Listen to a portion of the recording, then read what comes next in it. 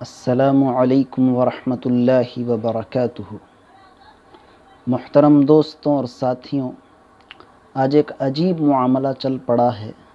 کوئی birth day منا رہا ہے، کوئی پیدائش کا دن منا رہا ہے، کوئی جنم دن منا رہا ہے، اور یہ نہ صرف بڑے لوگوں میں، نہ صرف نوجوانوں میں ہے، بلکہ چھوٹے بچوں کے اندر بھی یہ چیز پائی جا رہی ہے، اور یہ چیز بجائے کم ہونے کے اور اس کے اندر ترقی اور اضافہ ہو رہا ہے، اور جوش اور خروش کے ساتھ، اور جوش اور ولولے اور جذبے کے ساتھ اس کو منایا جا رہا ہے۔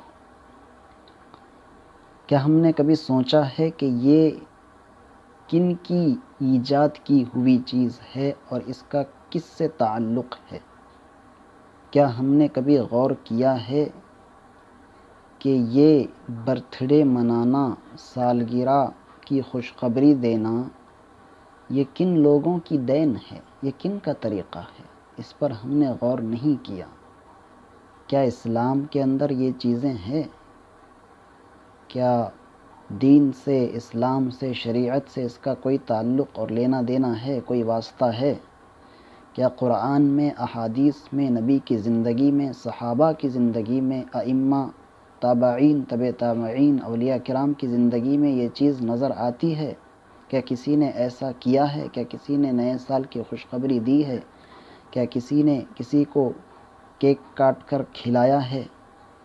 کیا کسی نے پیدائش کا دن منایا ہے؟ یہ ساری چیزیں نہ دور نبوی کے اندر پائی جاتی ہیں، نہ دور صحابہ میں پائی جاتی ہیں، نہ تابعین کے دور میں ہیں، نہ اولیاء کے دور میں ہیں۔ میرے دوستوں، اچھی طرح سنو، یہ یہود و نصارہ کی ایجاد کی ہوئی چیز ہے، یہ ان کا رواج ہے، یہ ان کی تہذیب ہے، یہ ان کی ثقافت ہے، جس کو آج مسلم معاشرے نے اس کو اپنایا ہے، مسلم معاشرے نے اس کو قبول کیا ہے اور اس کے طریقے پر چل رہے ہیں۔ ہمیں افسوس سے، شرم سے ڈوب مرنا چاہیے کہ ہمارے نبی حضرت محمد مصطفیٰ صلی اللہ علیہ وسلم نے ہمیں کامل، مکمل، اکمل، احسن، اجمل زندگی نصیب فرمائی، طریقہ نصیب فرمایا، زندگی گزارنے کا کامل طریقہ بتایا۔ اس طریقے کو چھوڑ کر ہم ان لوگوں کے طریقے پر چل رہے ہیں جن سے اللہ ناراض ہے، جن سے رسول اللہ صلی اللہ علیہ وسلم ناراض ہے۔ قرآن مجید کے سب سے پہلی سورۃ فاتحہ کے اندر اللہ تبارک و تعالیٰ نے کیا فرمایا یہود و نصارہ کے بارے میں؟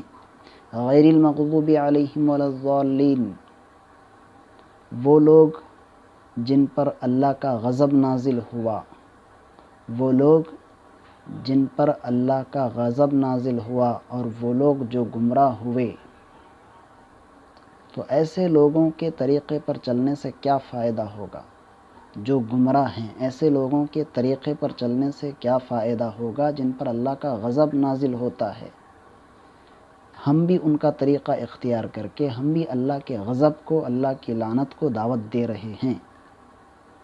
ذرا غور کریے، سوچئے کہ ہم کن کے پیچھے چل رہے ہیں؟ کیا ہم صحیح رخ پر ہیں؟ کیا ہم صحیح طریقے پر ہیں؟